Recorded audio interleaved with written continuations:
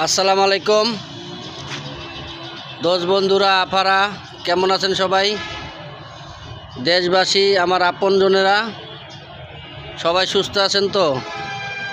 আমি কোনো দল করি না ভাই, ব্যক্তিগতভাবে আমি বিএমপিকে ভালোবাসি, নেত্রীকে ভালোবাসতাম।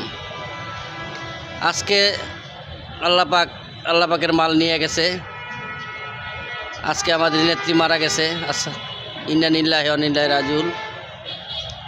তো তার উসিলায় আমি একটা ভিডিও বানাইলাম।